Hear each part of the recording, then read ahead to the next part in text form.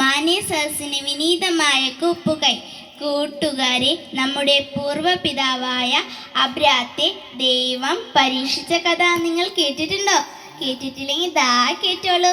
ഒരിക്കൽ ദൈവം അബ്രാത്തെ പരീക്ഷിക്കാൻ തീരുമാനിച്ചു. ദൈവം അബ്രാത്തിനോട് പറഞ്ഞത് എന്താണെന്നോ? അബ്രാത്തിന് ഏറ്റവും ഇഷ്ടമുള്ള മകനില്ലേ ഇസാക്ക്, ആ ഇസാക്കിനെ ദൈവത്തിന് ബലിയർപ്പിക്കാനാ, ദഹനബലി അർപ്പിക്കാനാ അദ്ദേഹം പറഞ്ഞത്. ദഹനബലി എന്താന്ന് നിങ്ങൾക്കറിയാവോ?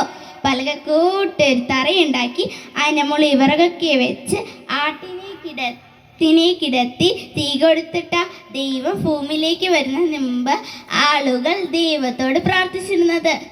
ഇങ്ങനെ പ്രാർത്ഥിക്കുന്ന ദഹനബലി എന്ന് പറയുന്നത്. എന്നാൽ ദൈവ അബ്രാത്തിനോട് പറഞ്ഞതോ ആട്ടുകുട്ടിയെ ബലിയർപ്പിക്കണ, ഇസാക്കിനെ ബലിയർപ്പിക്കണ. എന്ത് കഷ്ടല്ലേ ദൈവത്തിൻ്റെ പരീക്ഷണം.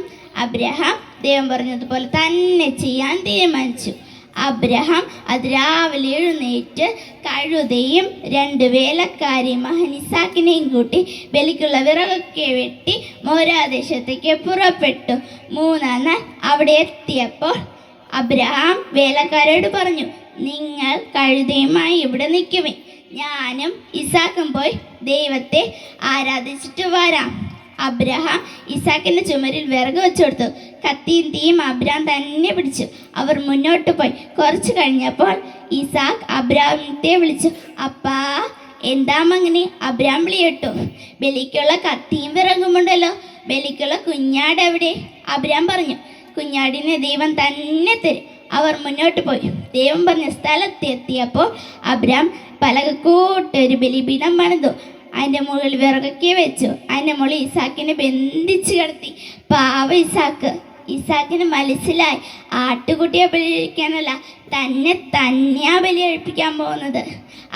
ഇസാക്ക് സങ്കടത്തോടെ അപ്പനെ നോക്കി.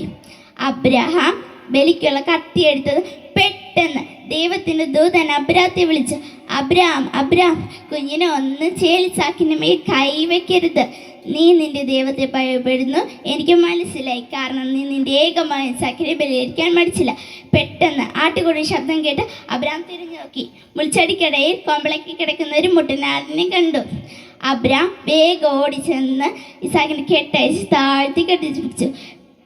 അതിന് പകരം ഇസാക്കിന് പകരം മുട്ടനാടിനെ ദൈവത്തിന് ബലിയർപ്പിച്ചു. ഇങ്ങനെ അബ്രഹാം ദൈവത്തിൻ്റെ പരീക്ഷണത്തിൽ വിജയിച്ചു.